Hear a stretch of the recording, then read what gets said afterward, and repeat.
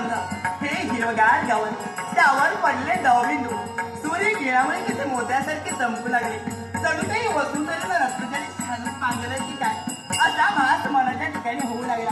हे मोठमोठाले वृक्ष त्यावर किरबिरी करणारे पक्षी सारं वातावरण ते सफेद बनलंय असं वाटू लागतं हा झुळझुळणारा झाला सारी वसुंधरा फुलण्याचे कसर करतो हे किलबिलणारे रान पक्षी